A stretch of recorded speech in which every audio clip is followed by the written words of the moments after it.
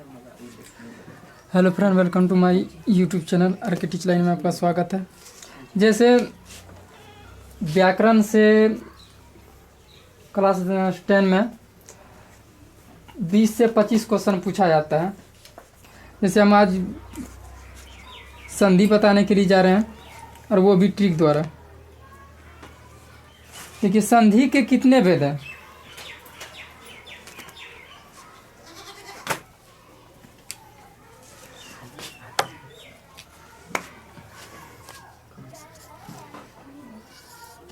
संधि के कितने भेद हैं? तो संधि के 3 भेद हैं। संधि के 3 भेद हैं: स्वर संधि, व्यंजन संधि और विसर्ग संधि। स्वर संधि, दूसरा में आ गया व्यंजन संधि,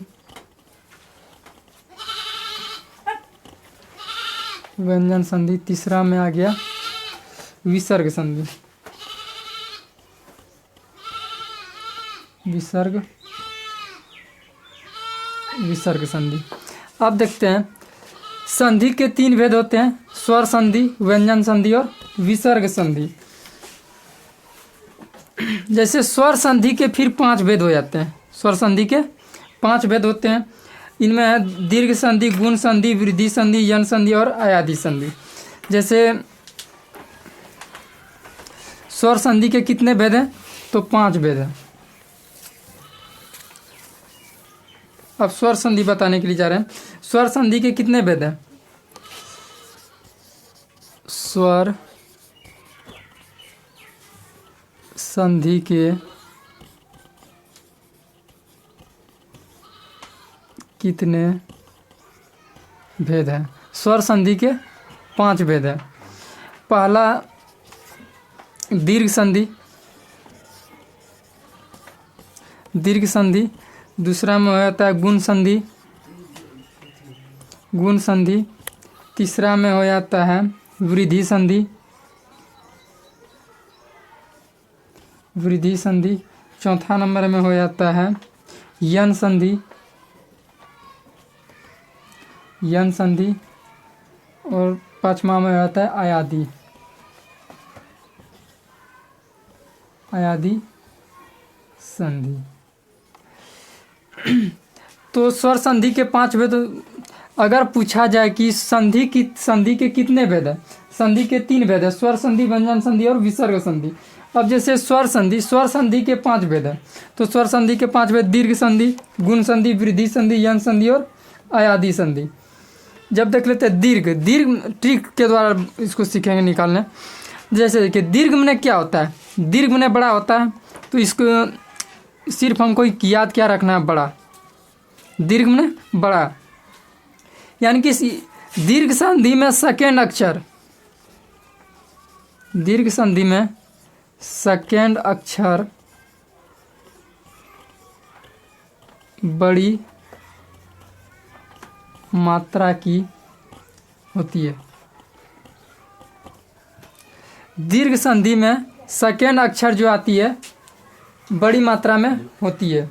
जैसे देखते हैं, बड़ी मात्रा और छोटी मात्रा किसको कहते हैं? अजन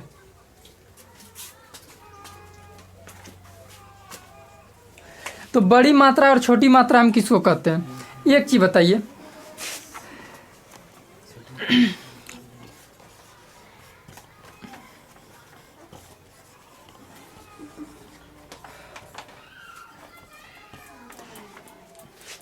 जैसे ये मेरा क्या छोटी मात्रा, क्योंकि को आकार का जो होता है इसमें जोर से हमको बोलना पड़ता है। जिसमें जोर से उच्चारण करना पड़े वो मेरा क्या होता है? बड़ी मात्रा होती है। जैसे को आकार का, इसमें जोर से बोलना पड़ा तो ये मेरा क्या है? बड़ी मात्रा है। कौर से की, क दीर्घ की, इसमें क्या है? जोर से बोलना पड़ा तो ये बड़ी मात्रा है। कौर से कु, क दीर्घ कु, ये सब जिसमें हमको ज़्यादा जोर लगा करके बोलना पड़ता है वो मेरा बड़ी मात्रा होती है। जैसे हम देखते हैं, इसमें सेकेंड अक्षर में बड़ी मात्रा हमको क्या याद रखना है? तीन चीज़ याद रखना है। सेकेंड अक्षर में आकार या हर्षहीकार या दीर्घउकार। बस ये तीन शब्द आप सेकेंड अक्षर में याद रखते हैं तो मेरा दीर्घ संधि जो हो जाएगा क्लियर हो जाएगा। जैसे हिमाचल। देखिए पहला अक्षर ये हो गया, सेकेंड अक्षर में बड़ी मात्रा का उच्चारण आ गया, तो ये मेरा कौन संधि हो गया? दीर्घ संधि। रत्नाकर, सेकेंड अक्षर में देखिए बड़ी मात्रा है। विद्यार्थी, इसमें भी देखिए सेकेंड अक्षर में बड़ी मात्रा है।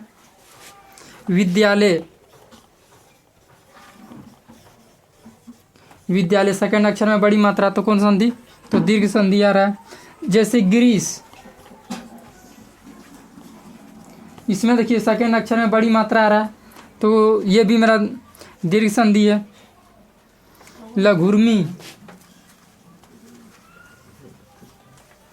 लघुर्मी, सेकेंड अक्षर में यहाँ भी देखिए बड़ी मात्रा आ रहा है, तो ये सब मेरा क्या है? दीर्घ संधि। यानी कहने का मतलब क्या है? सेकेंड अक्षर, जिस शब्द में सेकेंड अक्षर बड़ी मात्रा में हो वो मेरा दीर्घ संधि होता है। देखिए सब में सेकेंड अक्षर बड़ी मात्रा में आया हुआ है, तो जिसमें सेकेंड अक्षर बड़ी मात्रा में है तो वो मेरा कौन संधि हो जाएगा? दीर्घ संधि।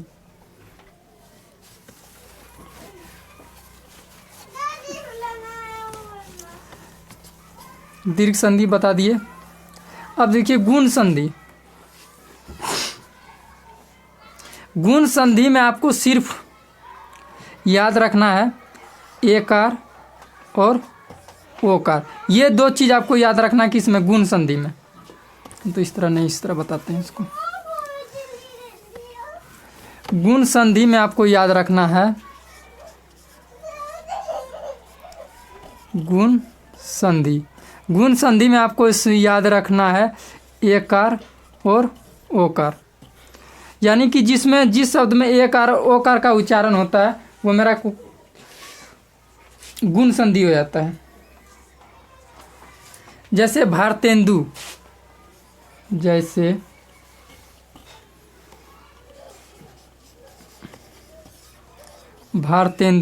इसमें देखिए भारतेंदु में तो मैं एकार लगा हुआ है, तो कौन संधि हो गया? गुण संधि हो गया।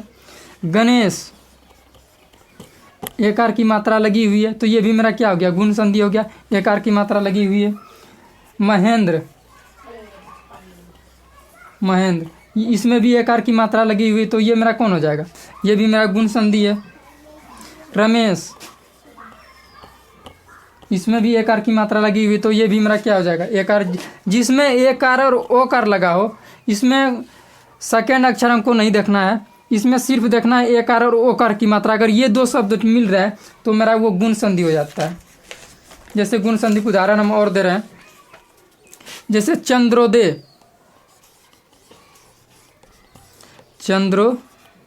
इसमें भी देखिए ओकार का उच्चारण है, इसमें भी ओकार का उच्चारण है, तो ये भी मेरा क्या हो गया? गुण संधि। जलोर्मी, इसमें भी देखिए ओकार का उच्चारण है, ये भी मेरा गुण संधि हो गया। देवर्षि, इसमें भी देखिए एकार की मात्रा लगी हुई है, तो ये मेरा कौन संधि हो गया? गुण संधि हो गया।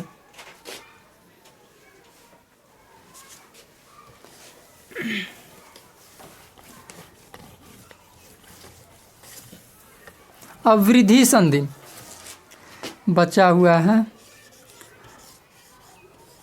वृद्धि संधि, गुण संधि में हम क्या याद रख रहे थे? एकार और ओकार का उच्चारण। ये मेरा किसका था? ये गुण संधि का था, ये मेरा गुण संधि का था। और वृद्धि संधि में इसका सिर्फ उल्टा करना है। इसमें एक गो रखे थे तो उसमें दो गो रखेंगे, अकार और ओकार की मात्रा। जिसमें अकार और ओकार की मात्रा आ जाए वो मेरा कौन संधि होता है? वृद्धि संधि। यानी कि इसमें वृद्धि हुई है, तो इसमें हम एकार और ओकार की मात्रा हम याद रखेंगे। जैसे अनेकांत,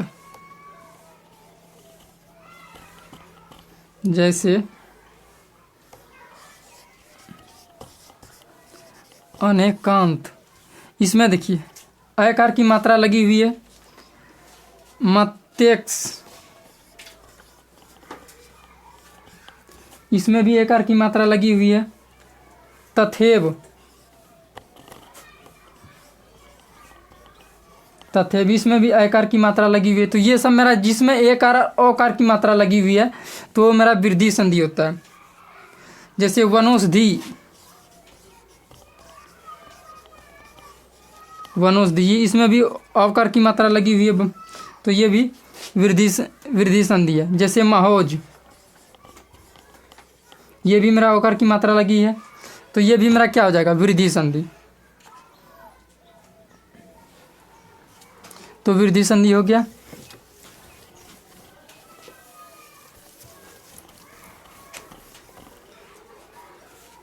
यन संधि देखते हैं।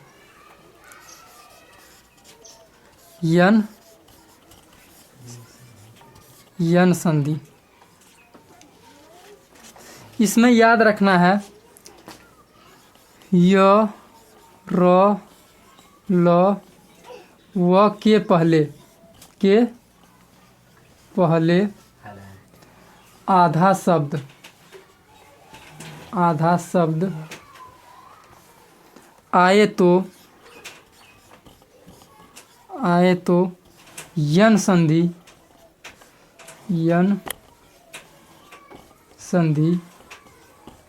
हो जाता है। यानी कि यन संधि में हमको क्या याद रखना है, य, र, ल, व के पहले, यानी कि 4 अक्षर के पहले अगर कोई आधा शब्द आ रहा है वो मेरा यन संधि हो जाता है। जैसे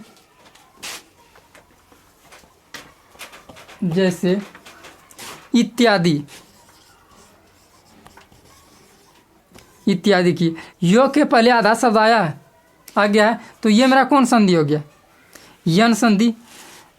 स्वागत वो के पहले आधा शब्द है, इसमें भी देखिए वो के पहले आधा शब्द है। जब आधा शब्द वो के पहले आ रहा था ये भी यन संधि हो गया। न्यून, इसमें भी देखिए य के पहले आधा शब्द आया हुआ है तो ये मेरा कौन संधि हो जाएगा, यन संधि।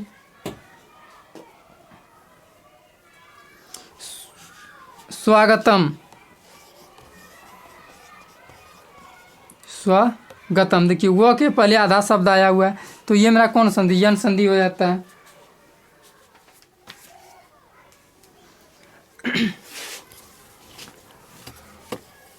अब लास्ट बचा है अयादि संधि।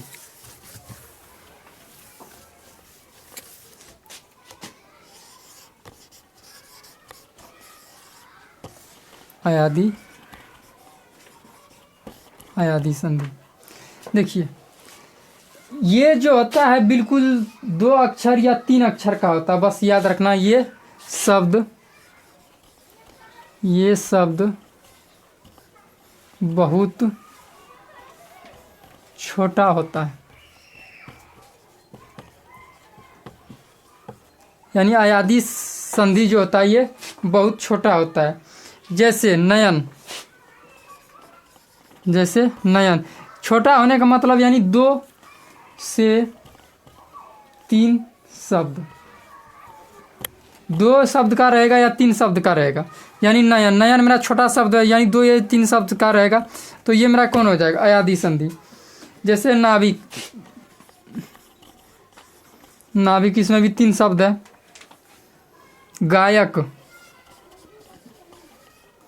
गायक ये भी 3 शब्द का है।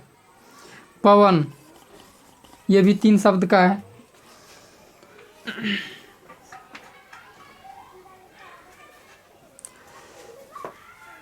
तो संधि का स्वर संधि क्लियर हो गया आज।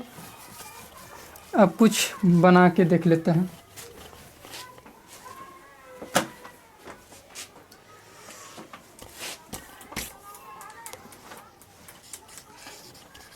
विद्यालय,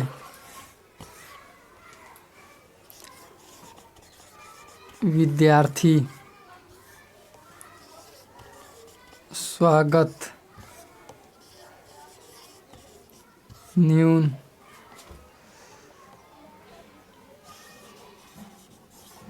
लघुर्मी,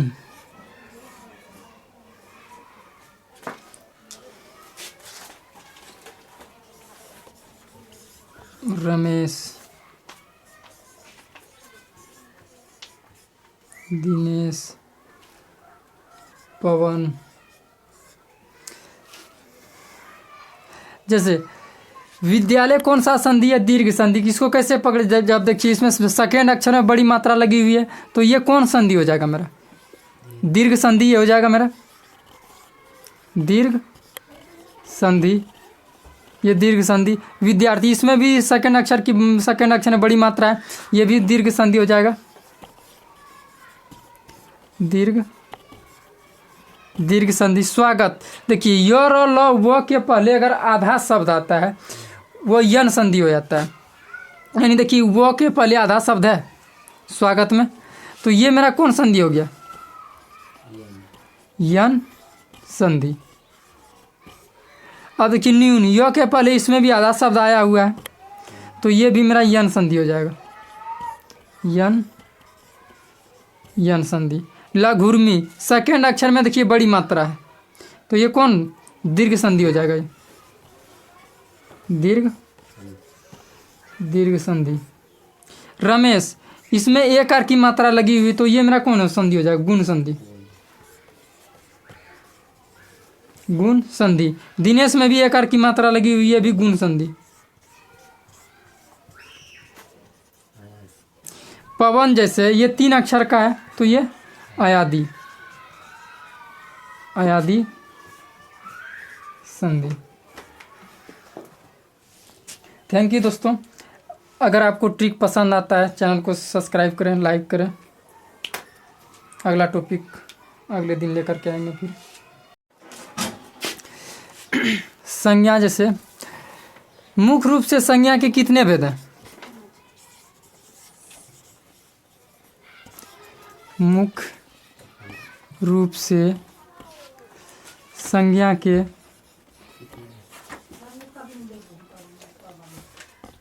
कितने भेद हैं?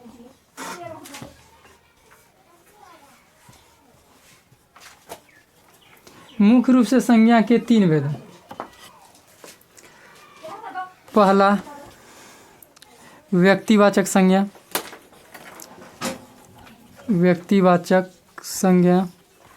दूसरा जातिवाचक संज्ञा,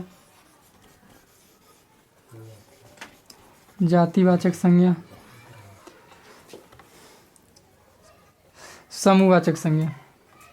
व्यक्तिवाचक संज्ञा, जातिवाचक संज्ञा और भाववाचक संज्ञा। भाववाचक संज्ञा। अगर पूछा जाए कि मुख्य रूप से संज्ञा के कितने भेद हैं, तो मुख्य रूप से संज्ञा के 3 भेद हैं, व्यक्तिवाचक संज्ञा, जातिवाचक संज्ञा और भाववाचक संज्ञा। अगर पूछा जाए कि संज्ञा के कितने भेद हैं, अगर इस तरह क्वेश्चन पूछता है कि संज्ञा के कितने भेद हैं, तो संज्ञा के 5 भेद हैं। अगर पूछता है क्वेश्चन कि मुख्य रूप से संज्ञा के कितने भेद हैं, तो उस मुख्य रूप से संज्ञा के 3 भेद हैं। अगर पूछता है संज्ञा के कितने भेद हैं, संज्ञा के 5 भेद हैं। और देखिए व्यक्तिवाचक संज्ञा, जातिवाचक संज्ञा और भाववाचक संज्ञा तीनों तो हो गया यहाँ। तो दूसरा में देखिए 2 को जो बच गया, ये जातिवाचक का अंश है, जैसे द्रव्यवाचक संज्ञा और समूहवाचक संज्ञा।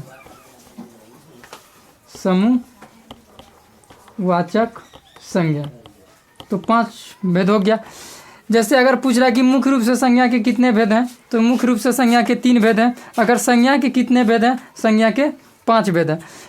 ये जो 2 भेद है, द्रव्यवाचक और समूहवाचक, ये जातिवाचक का ये 2 अंश है। अब देखते हैं इसको बनाने का नियम।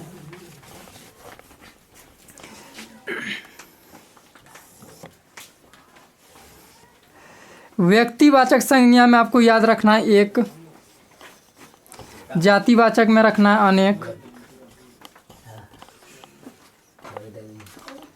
इसमें अनेक याद रखना है, और भाववाचक में आपको याद रखना है महसूस। भाववाचक में महसूस।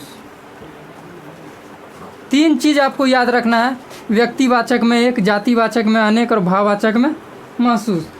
तो देखिए, एक दुनिया में जितनी सारी एक वस्तु है वो मेरा क्या होता है, व्यक्तिवाचक संज्ञा होता है। जैसे सूर्य, कौन सी संज्ञा है, व्यक्तिवाचक। चंद्रमा, सूर्य चंद्रमा। जैसे अगर आप बोल दे कि गंगा नदी, गंगा नदी, अगर प्रॉपर किसी का नाम लेकर के उस पे इंगित कर रहा है तो वो मेरा क्या हो जाएगा। जैसे गंगा नदी, जैसे देख किसी का नाम प्रॉपर लेकर के हम बोल रहे हैं, उसको इंगित कर रहे हैं, तो वो मेरा क्या हो जाएगा, व्यक्तिवाचक हो जाएगा। जैसे गंगा नदी, गंगा नदी एक ही को है। जैसे हम नदी बोलेंगे, नदी क्या है, अनेक प्रकार से है, तो वो क्या, अगर नदी हम प्रॉपर बोल रहे हैं वो मेरा क्या हो जाएगा, जातिवाचक, क्योंकि नदी बहुत सारा है। अगर किसी नदी का अगर नाम लेकर के हम प्रॉपर बोल रहे हैं तो वो मेरा व्यक्तिवाचक हो जाता है। अगर किसी नदी का नाम नहीं ले रहे हैं प्रॉपर, नदी का अगर नाम ले रहे हैं हम, तो वो मेरा जातिवाचक हो जाएगा। जैसे सूर्य चंद्रमा, गंगा नदी, पृथ्वी, ये सब मेरा क्या, व्यक्तिवाचक है।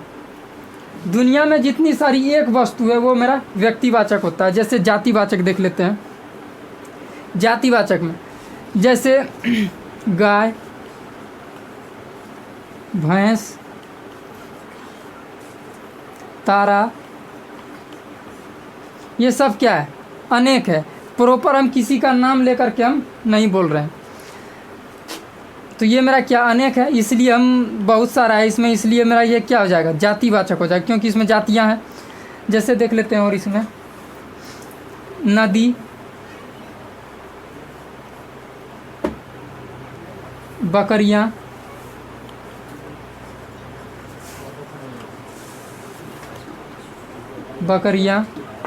जैसे अब ये तो मेरा हो गया जातिवाचक। अब भाववाचक देखते हैं, इसमें महसूस, यानी कि जिसको हम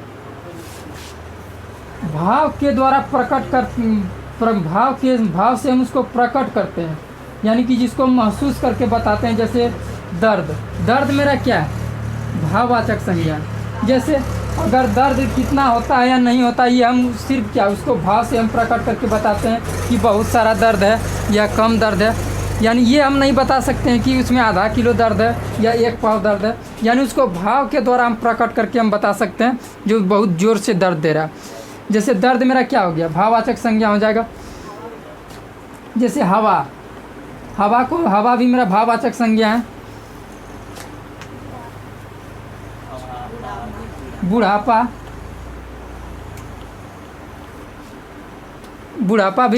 जब आ रहा है तो वो भी हम भाव के द्वारा ही हम प्रकट कर सकते हैं। ये सब मेरा क्या है, भाववाचक संज्ञा है। जैसे अब देख लेते हैं, बच गया व्यक्तिवाचक संज्ञा, जातिवाचक संज्ञा और भाववाचक संज्ञा हो गया। बचा है द्रव्यवाचक संज्ञा और समूहवाचक संज्ञा, उसको कैसे याद रखेंगे।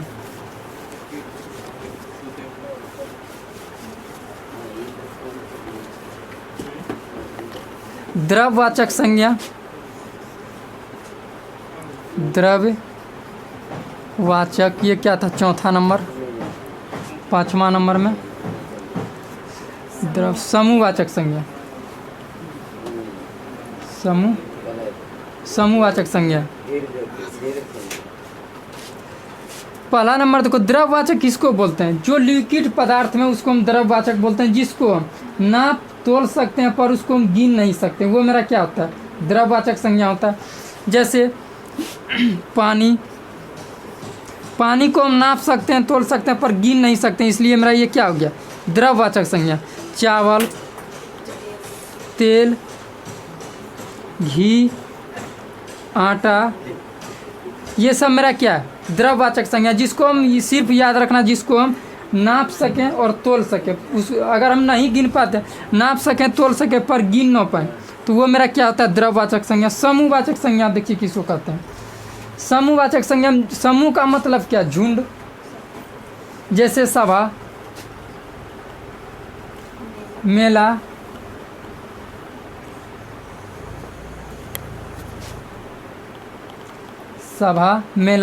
ये शब्द देखिए, समूह में क्या होता है, झुंड, इसमें सिर्फ यह क्या रखना है, झुंड याद रखना है, झुंड। जैसे सभा कहीं होता है, मेला कहीं होता है, तो वहाँ एक आदमी नहीं, एक यानी कि झुंड। जैसे पुलिस, पुलिस भी क्या, कहीं पुलिस अगर जाती भी है तो वो अपना झुंड में जाता है, एगो दूगो पुलिस कहीं पर नहीं जाता, वो अपना झुंड लेके जाता है, इसलिए पुलिस भी मेरा क्या, समूहवाचक संज्ञा है।